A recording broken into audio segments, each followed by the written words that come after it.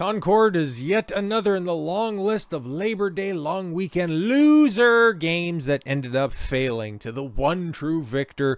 That'd be the big old monkey game, but we ain't talking about that one right now. And we've talked about the other losers, Star Wars Outlaws, Dustborn, and now we get to talk about Concord. And well, it ended up peaking, what was that, Friday evening or something like that? You know, Friday with 178 players and nobody coming back through the rest of the weekend, and now at time of recording 110 people and 119 in the past 24 hours have checked out this abomination. And to be completely honest, this is Labor Day weekend, or I'm sorry, Labor Day proper that I'm recording this video in the evening. So yeah, even on Sunday, 120-ish people, and we don't know how many people are actually checking this out on PS5, but we can kind of start to draw some conclusions because brother, Concord is estimated to have sold 25,000 units. 25,000 units at $40 a pop, or potentially, you know, some people were dumb enough to get the digital deluxe edition for $60, and you could go ahead and get such wonderful things like all of the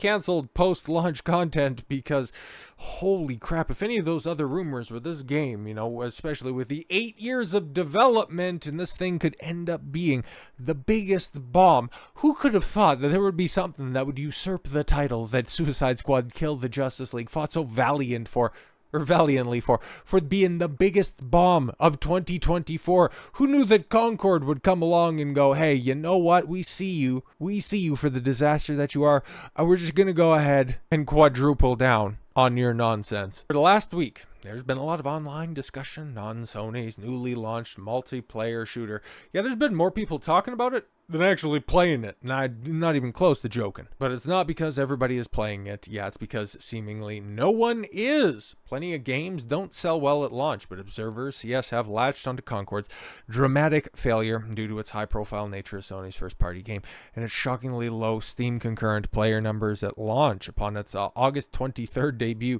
Concord, yes, 697 Steam concurrent players, never even getting close to that record on, was that release day-ish?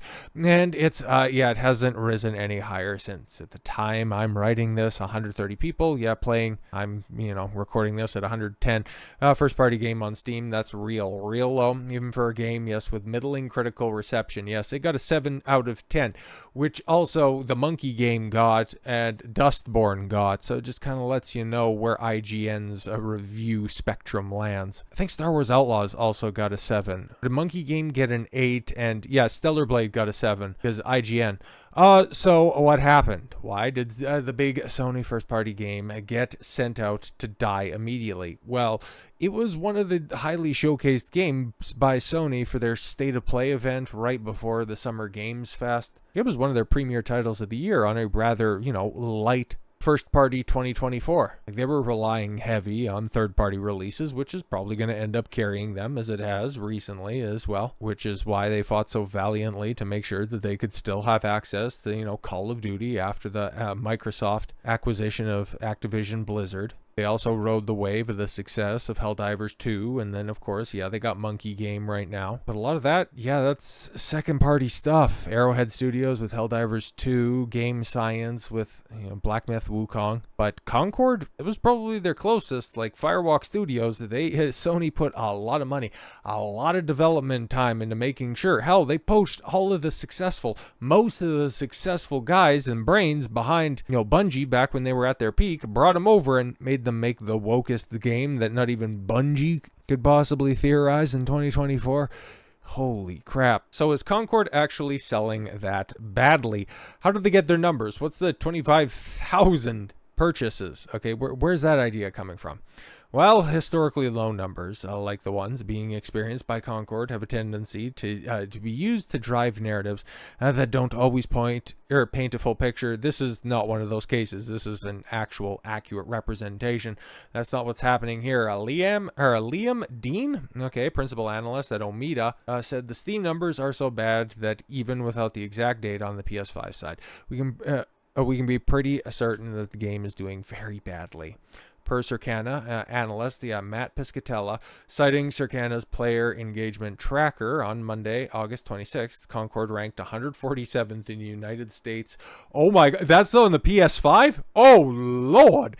Daily active players across all titles, fewer than 0.2% of Monday's active PS5 players playing the game. Oh my God! And analyst Simon Careless, that's an unfortunate last name, who authors the GameDiscover.co newsletter, estimates that Concord's total sales were sitting around 10,000 units on Steam and 15,000 on PlayStation. Oh my God. 10,000 people were dumb enough to part with their money on Steam for that? Yeah. But the fact that IGN is still trying to bolster this game, trying to say that, actually, guys, if making a fun, high-quality shooter is not enough for the oversaturated live service space these days. See, it's the business model's fault. Okay, they charge $40 up front. It's a live service game. People don't want to play live service games, even though you look at, what are the best performing games out there right now. Oh, right, the top 10 of all platforms dominated by live service games. But it's live service games that are the problem. Like, I'm not sticking up for them. I'm just pointing to the empirical data going, yeah, if you make a good one, people are going to play. Concord wasn't a good one. Okay, instead of prioritizing unique and compelling gameplay, they're doing cringe shit like this. Okay, you've probably seen that cretin on a fair few thumbnails. I know my most recent Concord video had the silhouette of that thing running towards the screen, and I used the term thing very purposefully because, well, we got some revelations about Baz, who is choosing truth, and this is one of the detailed player bios or something like character cards, because this is supposed to be a character-based first-person hero shooter, right? It's just, here's the reason that the game failed. Nobody likes your stupid characters. Baz was born into inheriting a generation of the Crescent Moon shipping empire. And the Crescent Moon leadership is passed down for every other generation through the male line. See where we're going here? Baz's parents had groomed her.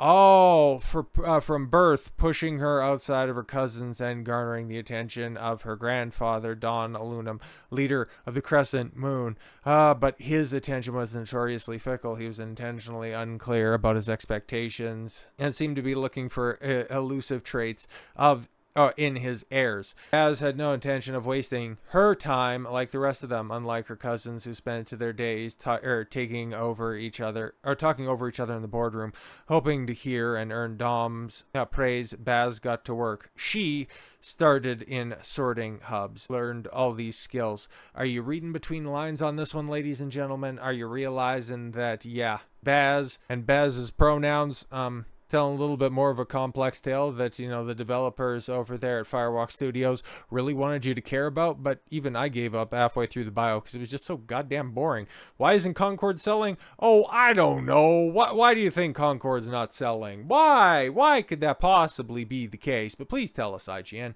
Usually, when I reach out to analysts for comments on pieces like this, they largely have similar assessments of the big picture, but can offer differing perspectives on certain details. In the case of Concord, everybody looked at those characters and went, oh my God. Did you see the fat black one?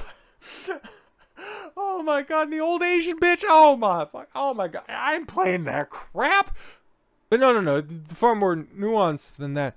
Concord had suffered from poor marketing, a high price point, and the most critically, a lack of differentiation in an oversaturated genre. Right. It had nothing to do with, the actual game itself. It's everything else around it. Sony didn't spend enough money on it.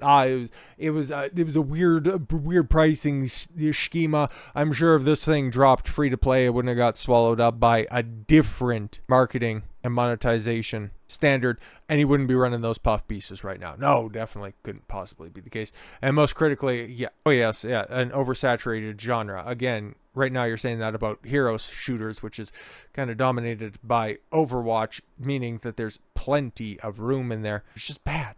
Start with the marketing.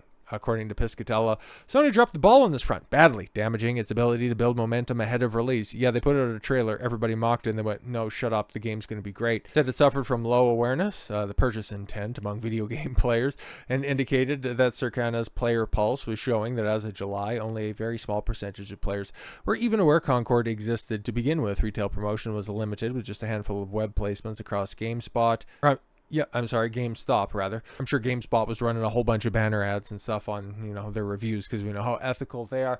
Best Buy, Target, Walmart, and the PlayStation Store. Piers Harding Rolls, a research director at M-Fear Analysis, agreed, saying that while there has been trailers and some gameplay reveals for Concord pre-launch promotion for the game appears to have been relatively limited, and Juice the Vendor Drew, an NYU Stern professor and author of Super Juice newsletter. Whoa, did this guy pay for, premier placement in an IGN article? I did that since Concord is such a new IP, right? That marketing was sorely needed as it lacks a pre-existing fan base to bolster its launch. Right. Because that's why everybody, at least when it comes to first-party PlayStation titles, that's why everybody's looking forward to Astrobot, unironically. Right. Sure. So yeah, they ask, what does this mean for Sony and live service games? That they're going to have to try again, okay? That they're just going to have to eat this one. And, there's a reason that all of these companies continue to try to find one that works. Ubisoft has, Rainbow Six Siege. EA, for as big of a bath as they took on Anthem, they made up for it in spades even before they got kneecapped by the government with Battlefront 2. Activision obviously has Call of Duty. Like the list goes on and on. All you need is one. So as many failures as you see out there, there's going to continue to be a graveyard of IPs that continue to get mined to find that one addictive gameplay loop. Just because Sony got its pee-pee slapped on this one doesn't mean that they aren't going to try to run out something else in the future. It's just, hopefully they learn from this. They learn that, if you're going to be making a character-focused game, make the characters compelling, make it look like something that people want to engage with, because characters for the modern audience sells to the modern audience. There's a reason that instead of selling 250,000 units, you couldn't even crack 25,000. So with all that said, thank you all very much for the gift of your time. I've been Don Consuelo. One should follow your gut and get after it. Take care, everyone.